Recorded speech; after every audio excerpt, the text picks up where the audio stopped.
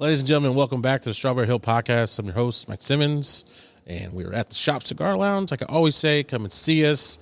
If you have a chance to get out the house, live music here every weekend, so on, so on. So enough about that. Please like, share, subscribe, hit that notification bell. Make sure you follow us on all the social media platforms at Strawberry Hill Podcast. And today I got one of my favorite members and friend, Miss Fran Sutton, in the house. Thank you, Mike. Yeah, you look gorgeous as always. Thank you. Yeah, but first, before we get started, I wanted to bring this up, and I wanted to thank you for always like showing support.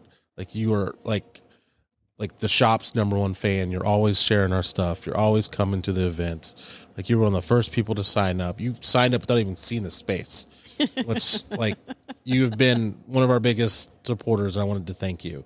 And I wish I could support you more, but I can't just buy houses all the time. So yes, that is true. But I can refer people to you. Thank you. And yes. you got a Fran Sutton cake. Yeah. Those we're going to get to rare. that. Yeah, we're going to get to that. So how you been?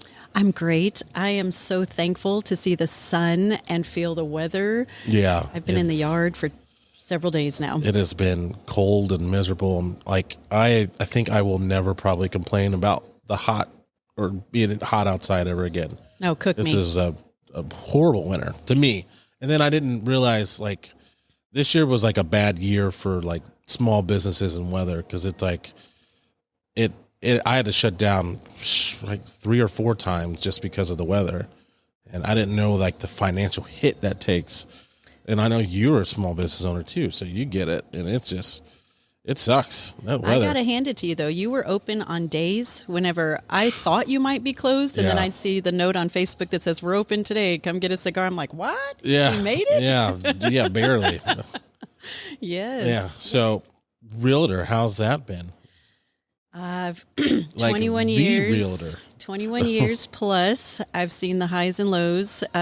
We are entering like good selling season right now. Like this is the time where we get really busy from now pretty much through the end of the year. Usually tax season starts it. People get their refunds. I guess to get their money back. They think they're balling out of control. And they have their taxes that they can turn into their lender for their pre-approval. So yes, it's getting busy. So you've been doing it for 21 years. Plus, a little over 21. That's a long time. I didn't know it that long. Mm-hmm. Yeah. Jeez. I keep it all under wraps. I know what I know. Know what I know. So where are you? Are you from Wyandotte County? Yes. I was actually born at 13th and Orville. Oh, so down the street. Yeah. The house that I was born in, not technically born in, but it's not there anymore. It's became part of a yard extension. But yes, 13th and Orville, and just born and raised. My dad was the manager at the Balls Market at 18th and Central. Oh, yeah. Whenever there was Balls Market there. So we couldn't go anywhere without someone knowing my dad. And always been in Wyandotte County. So what school did you go to? Oh, of course, I graduated from Sumner. Class of 91. Class of 91. Yeah. Yep, and then Rosedale. So you're one of the smart kids. That's what everybody says. It's embarrassing, but yes. No. Yeah, you're like, yeah, I am very smart. Yes. So what did you do after high school? Oh, started a family right away. Really? Yes, Right away? Yes. I So no went to time to nursing school have for a little fun or while nothing? and got pregnant in nursing school. Yes, and then just started a family. And from there, really, honestly, it was just more about just having kids, being home. I did a cake business for a lot of years. It was my stayed home with my kids business. So when there were just smaller traditional bakeries as opposed to like Sam's and Costco and grocery stores that now sell a lot of cakes, I was practically running a bakery out of my kitchen. So I did that for many, many years and then got my real estate license, and now I've done that. So how did you go back to the baking stuff? Okay. Like, how did you did you always like to cook or bake, or just kind of? Dude, you're digging in. Yeah. It has everything to do with my competitive spirit. Yeah. Someone volunteered to get my daughter her first birthday cake in 1994. And when it came to me, it was nice. And I thought to myself, now this is just me speaking. I thought, man, I could do that. Isn't that how everything starts? Without even baking or anything before. You're like, I could do this better. You know what's funny is it was a strawberry cake, and to this day, her favorite cake is strawberry cake. Funny. But I just thought to myself, I could do that, and that's where it began. I was working at the time at KU, and I went to work with a Wilton book one night and told the nurses in my unit, pick out a cake. I'll do it for free just so I can get some practice. And it grew and grew. It grew to a point where I was turning people down. Jeez. On a typical graduation weekend, when I was in like the height of my business, I would do one weekend, 25 graduation cakes. Oh my God. Yes. And you just 2 did it weddings. at home? I did it out of my just home. your one. No, I still have it, but I have a big commercial Blodgett convection oven. It sits on big 4 legs. I still use it when I do pumpkin stew or Thanksgiving. Anytime I'm going to bake a lot, I still use that oven. That's where I grew to like convection ovens. So, side story, but that's where it did. So I was doing cakes all the years that my kids were growing up. My son Tanner even has a fond memory of me paying. I was so tired because I was doing so many, and I had 5 kids. Yeah, take care of 5 kids and cooking all the time. Tanner remembers that I would pay him or incentivize him maybe with a toy or whatever it was he was into at the time to watch the timer so I could like lay down and take a quick nap while the cakes were in the oven. He just reminded me of that not too long ago. I'm like, did I really? Yes. So he would wake me back up whenever the timer went off. I would generally shop and stay up all night on Thursday nights, decorate all night Friday night, and then deliver on Saturdays. Jeez. 25 plus Plus. at least. That is crazy. Yep. And 2 wedding cakes on top of that. Because I finally had to set the limit at 2 wedding cakes. I could only do 2 on a weekend because it was more quality versus quantity. That's, jeez. Yeah, that's a hustle. I had a really, really good group of supporters, and I appreciate it. And that's what grew my love and appreciation for small business. People supporting me while I was raising my kids. You know, there was one lady named Kathy that every time she'd come over and purchase a $25 sheet cake, she'd leave me a $20 tip. It was amazing. She just knew that I was raising children and supporting my family, so she supported my family. And that is probably one person that really created my love of supporting small business. I am a great tipper, especially after a couple fireballs. Yeah. But I love small business, and I've made it a point to just support small business. Yeah, you're really good at supporting small business. I love small like business. all over your Facebook. It's not only your stuff, but it's like, hey, check this out. Check this company out. Entrepreneurship is it's amazing to me. So why did you get out of baking? I had a house fire. Literally. I had a house fire in 2005 and wait, what? I did. I did. But even prior to that, it was starting to get hard because Tanner was in wrestling. So we were spending weekends and tournaments, and the kids were getting older. And it was really hard to stay at the house and coordinate deliveries and pickups. So their dad had been asking me to think of something different to do. And then the house fire just like cinched that. So. What was it? Just because of you cooking stuff? Like there was a house fire? No, it happened while we were gone. Oh, it happened while we were gone. So it wasn't a complete loss. Kind of, when you think about the sphere of things and how you remember and portray things, it was a terrible thing when it happened, but it also created a lot of good things. Was anybody home or anything? Nope, no loss. Oh, a couple guinea pigs or hamsters. I'm sorry, hamsters. Prince Edward. Prince Edward, yeah, passed away in the fire. He did smoke inhalation. But no, it actually was okay. It was okay. Brought about a lot of change. Yeah, a lot of people don't know that my house burned down in 2000 or 99, 2000, one of those years. Really? When I was in 7th grade. Mine was a little bit different. Someone burned our house down. Yeah. That's awful, yeah, Mike. it was, it was my, at the time, dad's girlfriend's ex-boyfriend. He threw a Molotov cocktail through our window, and for real. Yeah. Wow. And just like our whole house it wasn't like burnt to the ground, but it was, my dad rebuilt it, and it took about a year. So for about a year, I was pretty much homeless. Like I was just going from house to house. So I have a question for you. Uh-huh. My kids' dad actually rebuilt our house as well. But here's my question. That smell. Oh, I know. Yeah, I can't. It's like burned in my head. You never forget that smell, do you? It's the smell of smoke and like pine char. and like yeah. There's only like you can. That's the only. It's a distinct a house odor. being burned is like that's the only smell. And I've then- never smelt that unless I've walked into a house to where Yes. it was on fire. Yes, Yeah, and that's it's a very the good- smell yeah. of the water Yeah. drenching things. Like it is a distinct odor, and you know what I'm talking about. And because there was a house in my neighborhood that caught fire, it just burned in the inside, so they had to move out. I forgot something happened, but I could smell it from like a mile away, and I'm just like, oh, someone's house.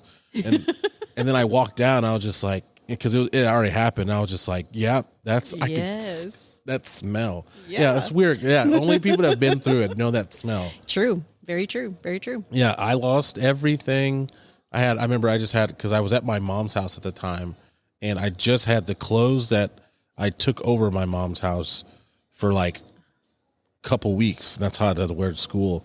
Yeah, And yeah, that was tough. Yeah, that is a bummer. I get it. Yeah. Yes, I wore flip flops for several days before you start kind of regrouping and getting stuff back together. It's hard to just be like, one day you have everything, and the next day you're like, hey, now you got to start over. I'm like, oh, insurance money. Like, oh, yeah, but that doesn't come right away. Yeah. No, it was a process. It was a process. Anytime I get to visit with someone that's beginning that process, I try to remember some of what I experienced and then use that even empathy and compassion towards what they're about to be walking through. Yeah. Yes. So that incident just, That was like, kind of a I'm catalyst. done. Yeah. I had just gotten my real estate license the year before and was kind of starting that. And I already had cakes booked into 2006, What year did this happen? 2005. So I had cakes Already for a year? I did. And I was able to move my mixer over to Renee Kelly's, which is the Castle on Johnson Drive. And I baked out of her kitchen for a while, did her wedding cakes. And then once they were done, I quit taking orders so that I could focus on real estate. I went to work with Gemini too, because Barbara Brown was always a big supporter of our police department. She would donate thousands and thousands of dollars to the FOP youth camp. And even then, I wanted to support my community. And that's why I went to work, and I've just always been there. So I've been or owned Gemini 2 since 2006. So, like, what was like the moment you're like, I'm going to try real estate? Like, I know, like, you meet Barbara. It was just a moment. Like that. It was just, I had met Barbara before. She was a legend. Is she still around? Oh, no, she passed away in 2002. Oh, wow back. Yeah, but I had met her. And anyone that would talk about her, they'd say you either loved her or hated her. She was a phenomenon in our local real estate industry. She really was. When I was seeing kind of the course of how our kids were growing and life was changing, it just occurred to me that I would enjoy real estate, and I've loved it. The idea of helping people create a home or find a home, it's just, that's my stick. I mean, that really is my passion, is home. So what was it like getting into it? Like, especially At that time, 20 years ago? super easy. Oh, Super easy. I took a 4-day class, took the test the next day, passed, and bam.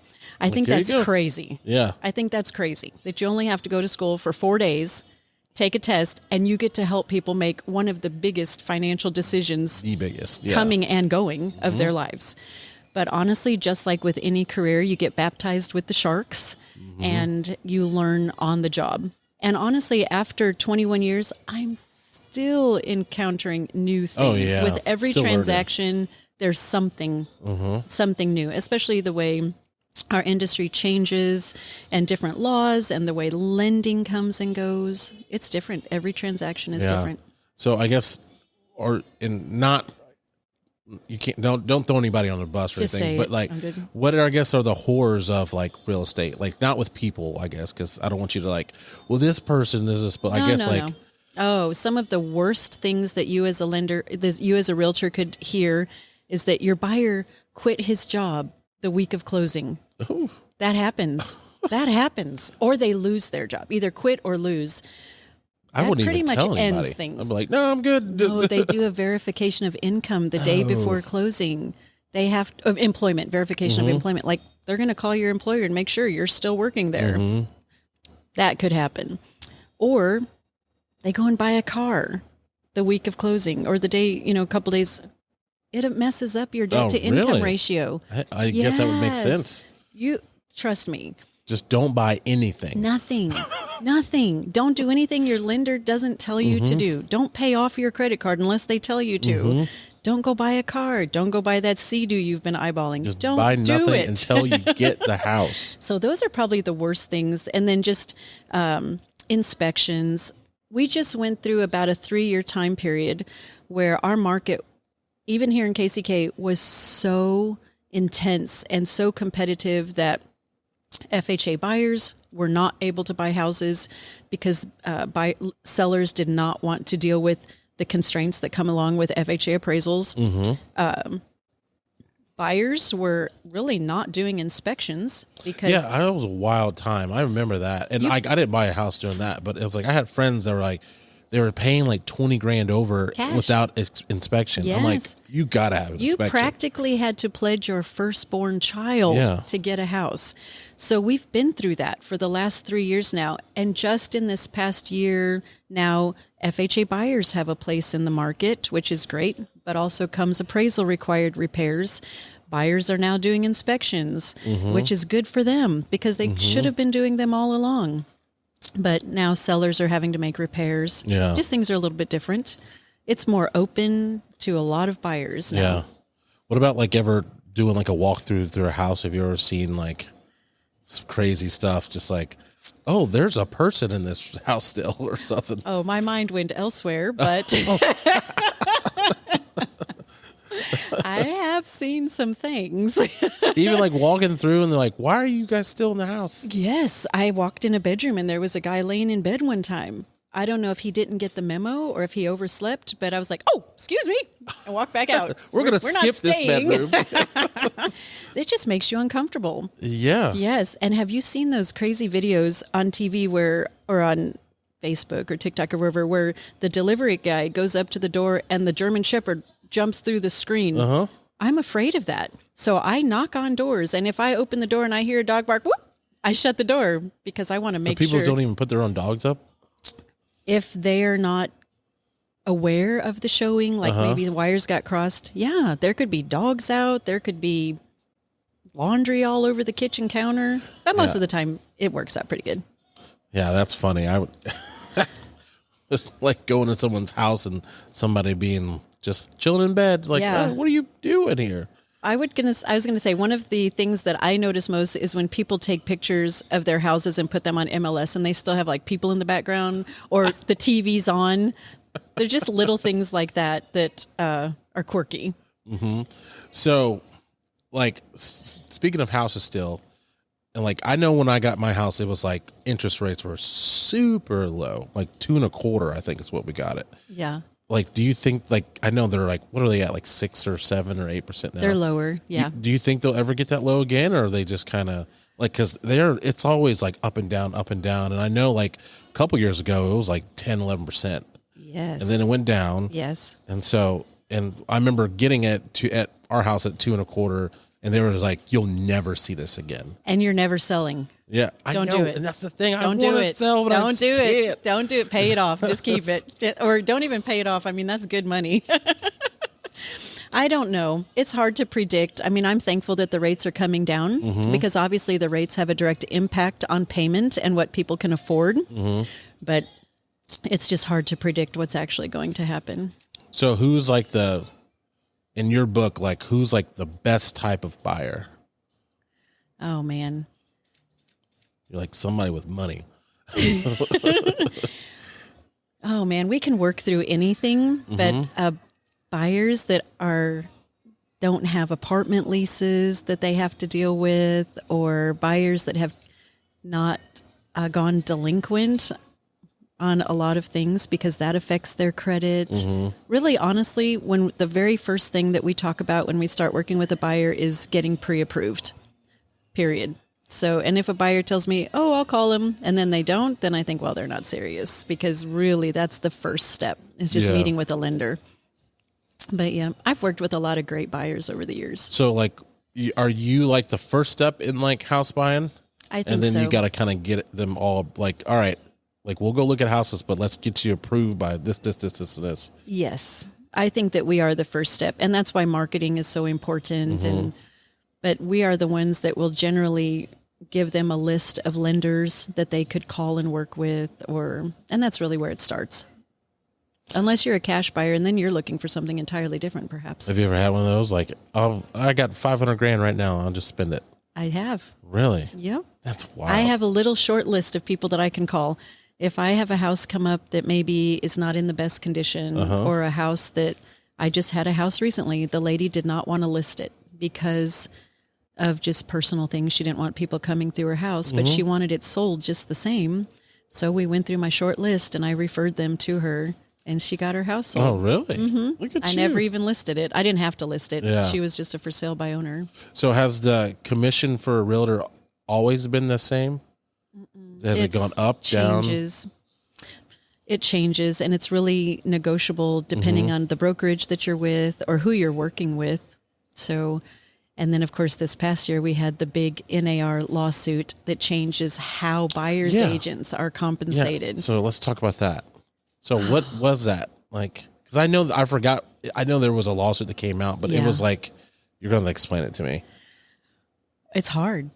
So in all of these years, and I'm just talking to you as an old realtor, in all these years, we would just charge, let's just say I charged you a 6% commission. And I would tell you, I'm going to charge you a 6% commission.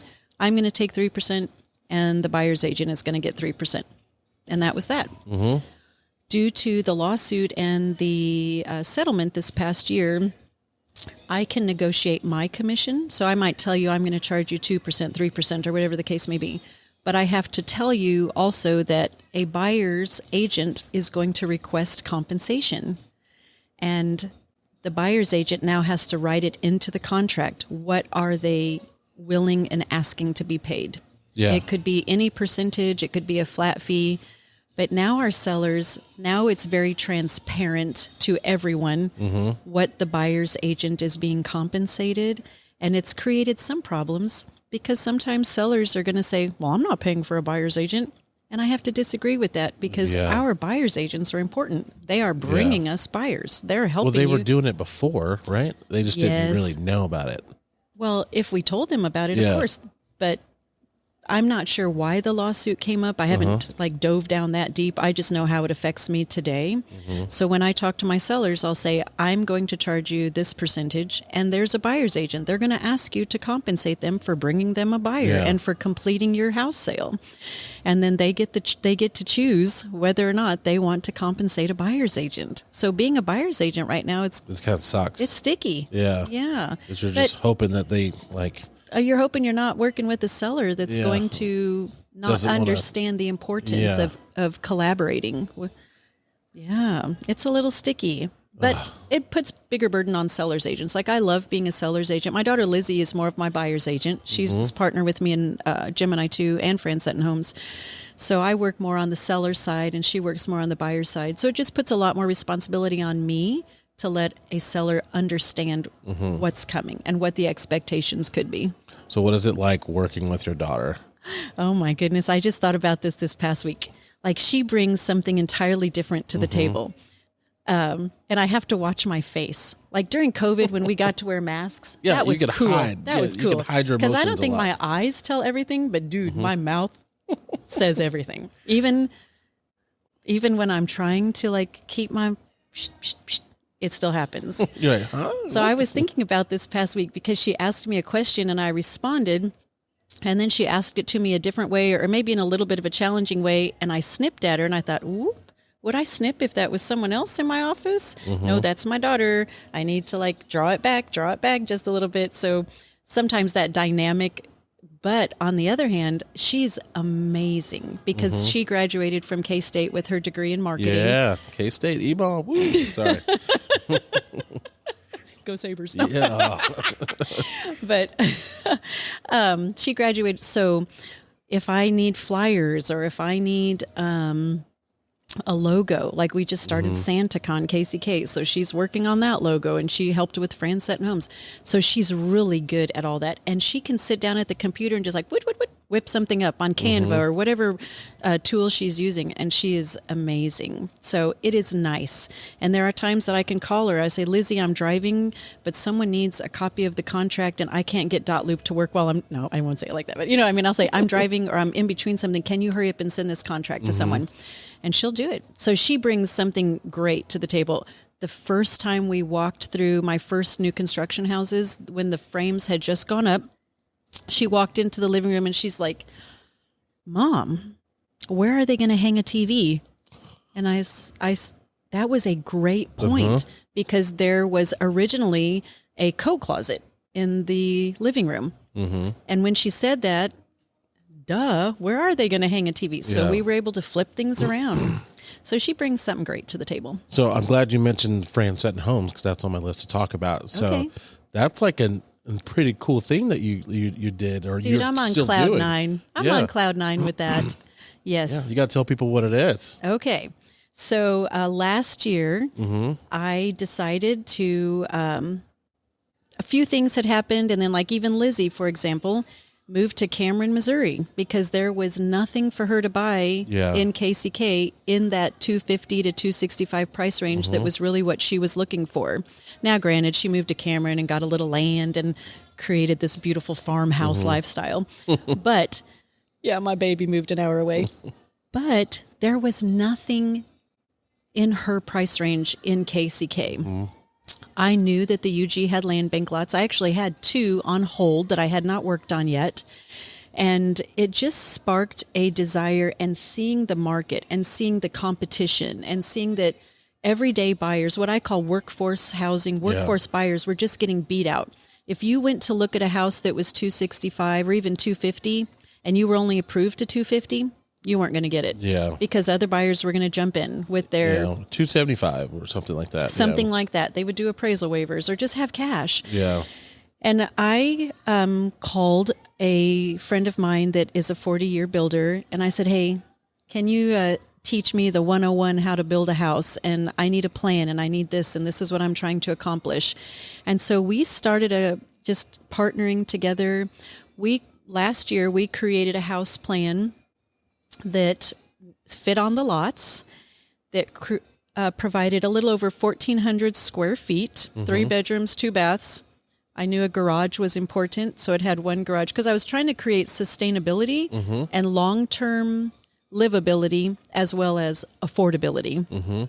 So this plan, little over 1,400 square feet, and we built it on those 2 of them side by side. Yep. Again, I feel like building 2 at a time to start with creates community, because now I've got 2 people that are new homeowners. Yep. Maybe they'll become friends. But I put so much love into those houses. I did farmhouse sinks and vaulted ceilings. Yeah, that's the cool part, is like being able just to create your own house. Yeah. And then selling it too. Yeah. Yes, creating home, that's such a passion for me, just to create home. Even in my own home, as I can, I've just created settings and spaces, and I took pieces that I loved most and put them into those homes and still sold them at $243. Oh, that's awesome. Which is unheard of. That's a market that just did not exist. So I've got 2 more that they just poured the walls on yesterday. Another one right around the corner that I just applied for a building permit day before yesterday. And then I got a custom request. Really? I did. So I get to help 2 sisters build their retirement chateau.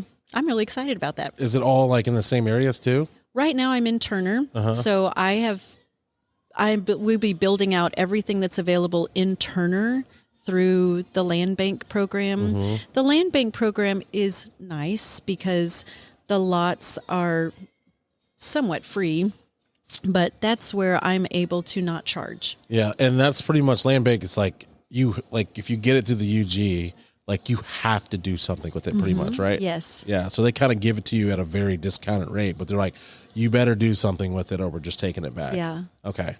That's what I thought it was. These were finished, I had contacted a couple of my lady friends at the UG and asked if we could do an open house because I wanted to invite the commissioners back to tell them thank you because they had to vote to allow me to work on these plots. And it ended up growing. It became a media event. Yeah, it was huge. It was. Yeah. And the mayor spoke, Judd spoke, the KCK Chamber did a ribbon cutting. Like, that was an amazing day. Yeah. And to hear the mayor, turn to my kids and say, I am so proud of your mom. I'm very thankful for what Fran Sutton Homes is doing in our community. Boy, that was just So besides amazing. your kid's birth, was that like probably the coolest moment? That was probably one of the coolest moments of my career. That and being at the shop. So of course. Oh, being at the shop. I love the shop. I tell people all the time that I feel like Mike, I always say Mike, but it would be the shop, is single-handedly transforming 6th Street. Oh, thank you. It's like I could come down, I could have lunch at Tarahumara, dinner at Slaps, and hang out in between and just, it's such a vibe. Yeah. It's such a vibe. Well, I thank you. love Well, it. it takes people like you and other members that are great that make this place to what it is. So I love appreciate it. I worked very diligently to develop that draw to try to get that sexy smoke. Yeah, the deep, heavy smoke. Mission not accomplished. Hey, Not yet. We still are working on it. We'll get there. We'll get there. And then you've got your event coming up. Yeah, well, tonight, this will air, on Tuesday, so it already passed. But if you didn't get tickets, it's your fault. So we got, tonight we have the women's intro to whiskey and bourbon, which is not just for women, but it's geared towards women because it's Women's Month. Yeah, it is Women's Month, yes. Yeah, and so it's pretty cool. We got Danica, one of the only 2 master tobacconists in the country. She's doing the Cigar 101, and then Andy Ryan from Rieger, she's doing the bourbon part of it. And so it's cool. And I kind of told them, I'm like, I'm going to do a little intro of saying hey, welcome to the shop. I'm Mike. And then you probably won't see me because I'm like, I don't want to be in the way. So this is a women's night and I don't want to be taken over. So I just have to be careful because the last time you did a whiskey tasting, it turned into a whiskey drinking. Hey, it'll be like that tonight too. Yeah. Hey, we are generous with the pours. And Rieger's is phenomenal. They're awesome. They are phenomenal. I plan on here soon because I talked to them. I'm going to do a not renting out, but I guess renting out 2 or 3 tours right in a row and just hey, members, come down. We're all going to be hanging out. We got a tour from 7 and then 7:30 and you got to book one of them at least to be the monogram tour. I'll be on that one. Oh, yeah, that one's really cool. I'll be on that one. I did the first one. Did you really? Yeah, the signature tour. Yeah, yep. They invited me and a couple other people to do it, and I didn't know at the time when I was going down there. They're like, "Yeah, you guys are the guinea pigs of this." I was like, "Oh my god, this is awesome!" You're like, "I have arrived." Yeah, I have arrived. I've made it. No. But it was fun. No, I love that. That's one of the coolest distilleries I've actually ever been to. Yes, and I've been to a lot. So I love it. They're really good, and their product is extraordinary. Oh yeah, they're great. I can't say enough good words about Rieger. So, what is it like? I know you've been doing a realtor for 21 years and been hardworking mom. What is it like being because you have 5 older kids and then you have a 5-year-old, right? Yes. So what is it like still working and being a mom? It's not like you can oh, my kids are older, I can just hang out and chill. You still got to be mama. Back at it. Yeah. As my older kids were going through each phase, and my youngest in particular, I was really excited to see those milestones come and go. One of the nicest things that I saw leave was waiting in line at the elementary school pickup. Oh, I still got to do that. Don't remind me of that. I'm back there. I'm back there again. Oh, yeah, you are back there. Yeah. One of the things that I enjoyed saying goodbye to the most, I'm back, and I'm going to be there for 6 more years at least. So that's been different.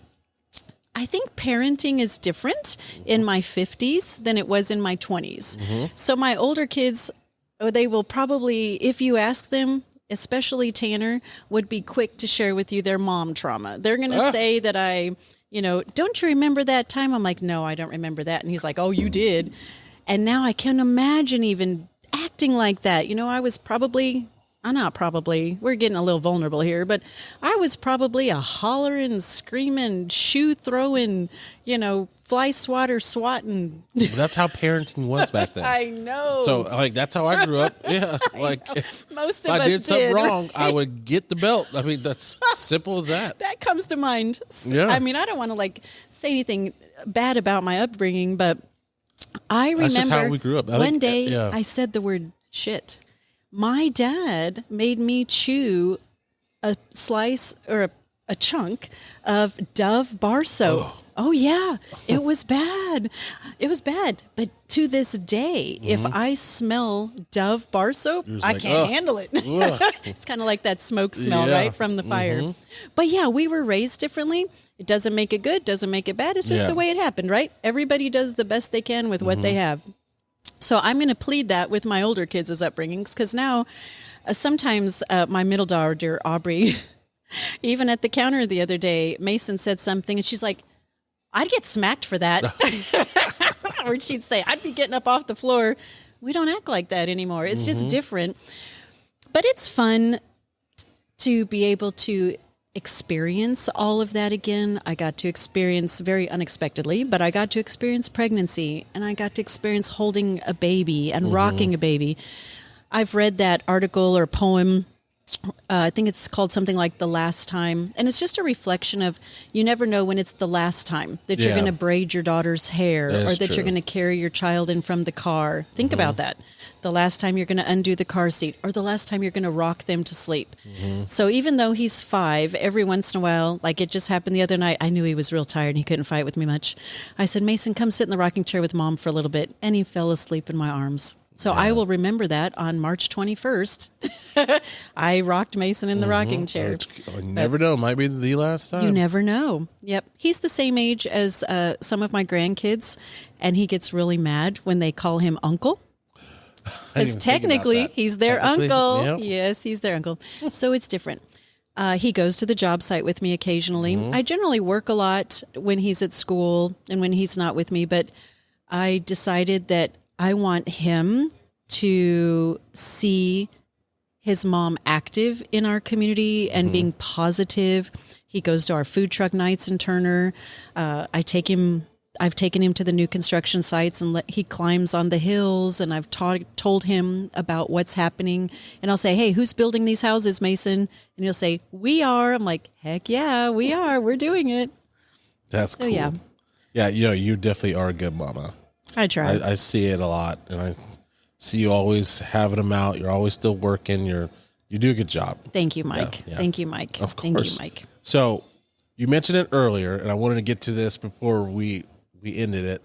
SantaCon. Oh, yes. Yeah, that's a pretty big deal coming up. Well, it's in December. It'll happen quicker than we think. And I just got my letter yesterday that we are approved 501c3. Oh, awesome. Yes, that's a big deal. So I got to go to New York December 14th last year.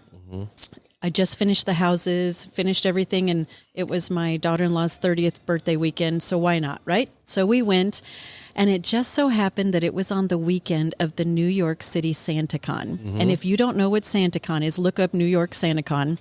It's amazing.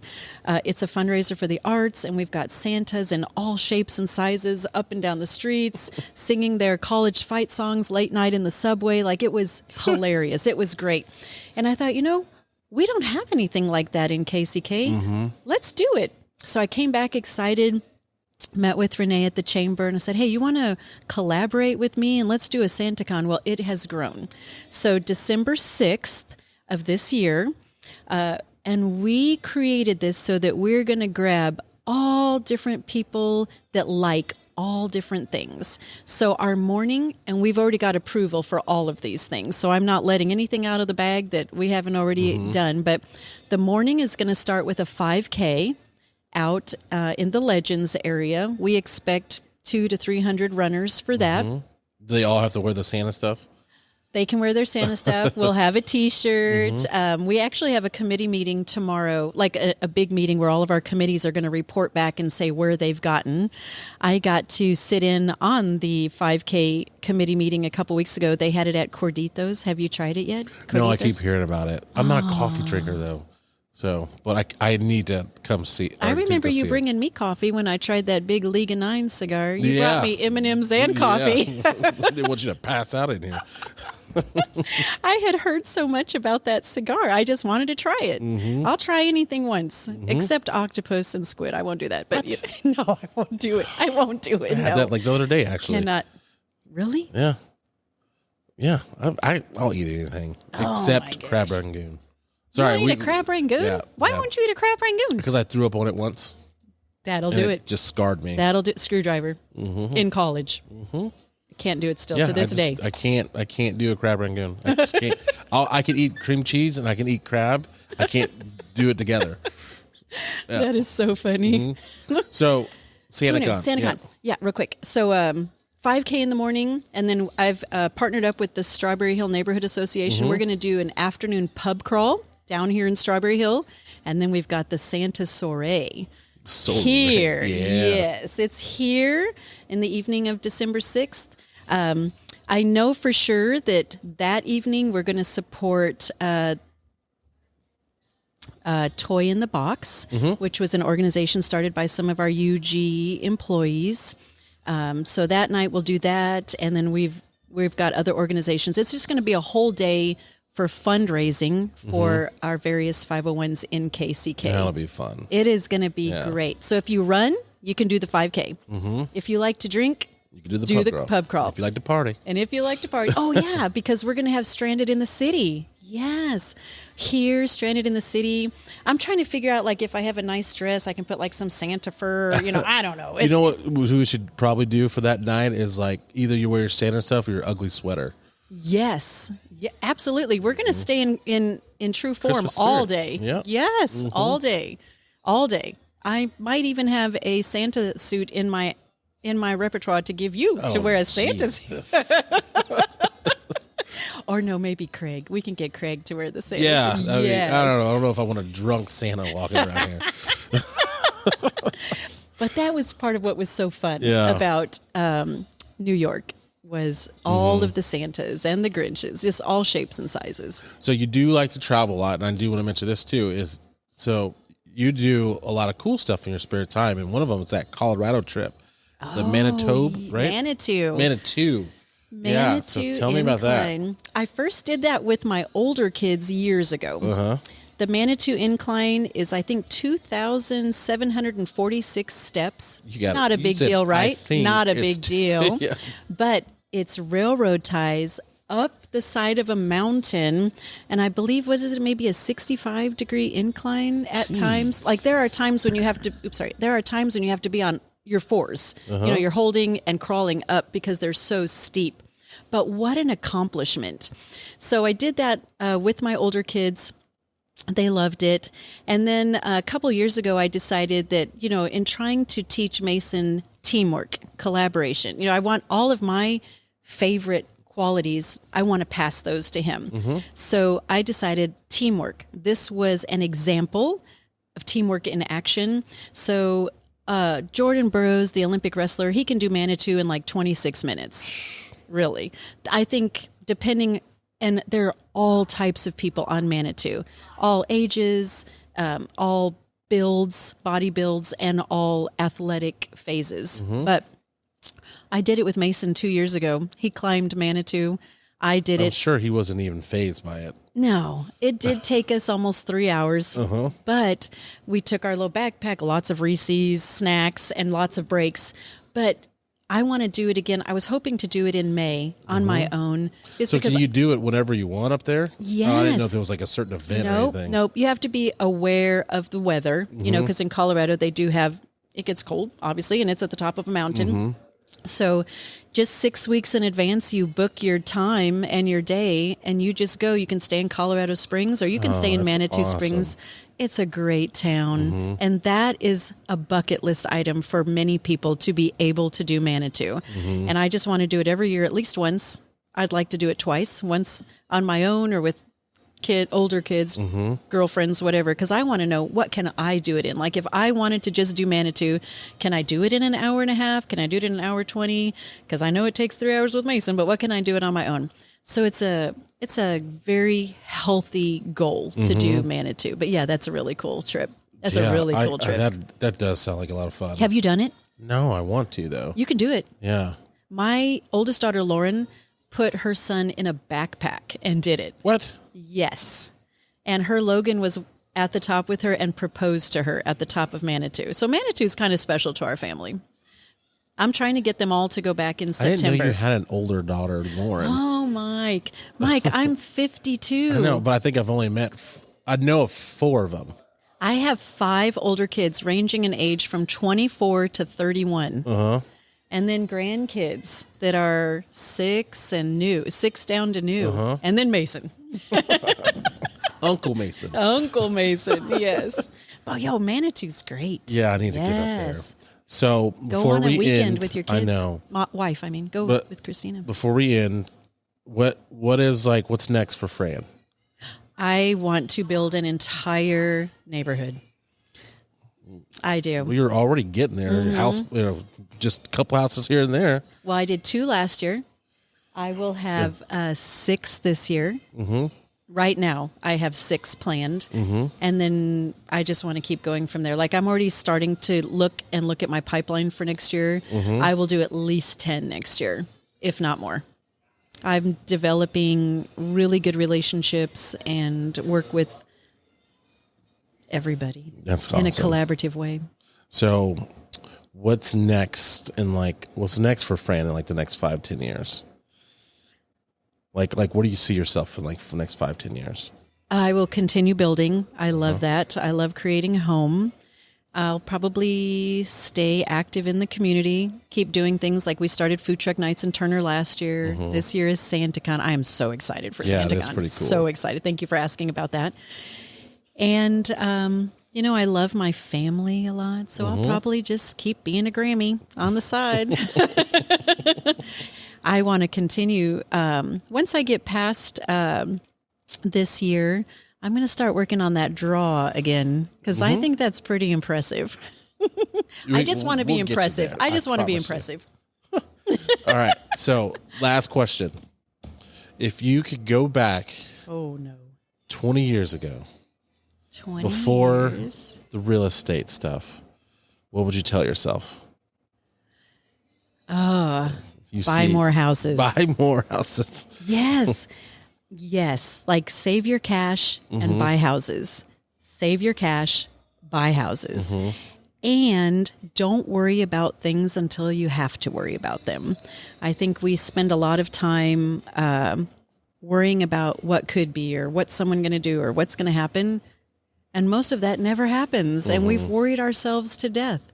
So that save your cash, buy houses. Don't worry about things unless you have to. And be true to yourself. Really be true to yourself. Trust your gut. Just be true to yourself. I like that. Yes. Yes. And just be thankful for every single thing. I have sweatshirts that I give to family and friends or colleagues. They're hanging in my office that say attitude of gratitude. Ooh, this is how this is how I want to live.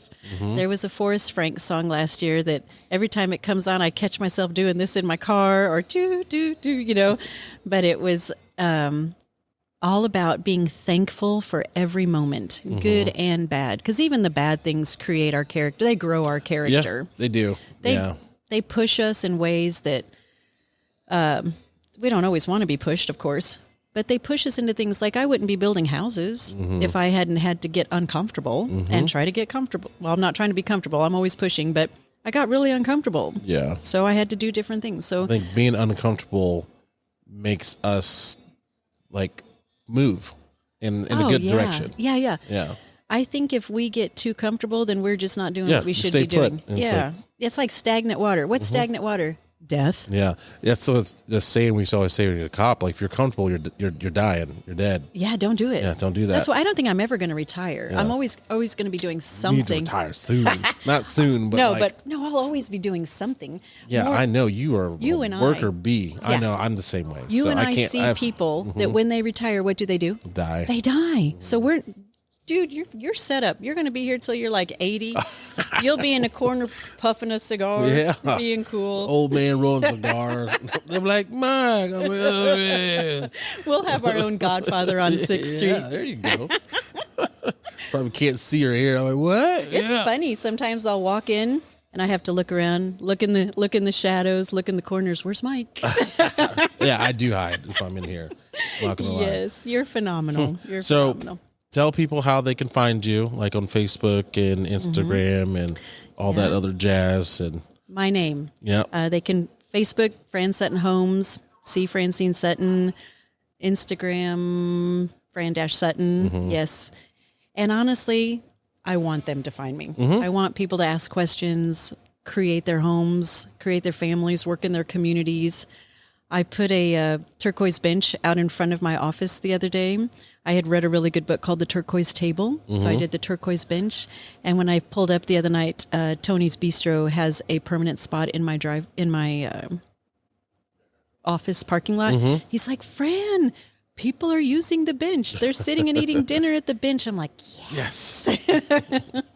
So it's all about creating community, creating love. That's me. and Fran Sutton Homes too. Fran Sutton Homes, yes. And at what, Gemini Realty? Really? Gemini 2 Real Estate, Yep. yes. All of the above. All the above. All the above. Just find Fran. I think if you just looked under love and hearts and flamingos, you'll find me. Even my shoes got hearts on them today. Well, thank you, Fran, for coming on. Thank It's always you, a Mike. pleasure. And you're coming tonight, right? To the event? Yeah, you were the first person to buy a ticket. Yes, I'm excited. Yeah, it'll be fun. Anytime you have an event, I'm either going to come or at a minimum share it. Yes, I appreciate that. Yes. And thank you guys for tuning in. Like I said before, like, share, subscribe, hit the notification bell. Make sure you follow us on social media platforms at Strawberry Hill Podcast. And make sure you check Fran out, especially if you want to buy a house. She's got them all. She's got them all. She makes them. She sells them. She does everything. She's like the Wyco Joanna Gaines. And I brought you cookies. And she brought me, I'm not going to tell people that because they're mine. But yeah, and if you want her to bake, then you better ask because you got to be special. So, but thank you guys for tuning in. We will catch you next week. Goodbye, everybody.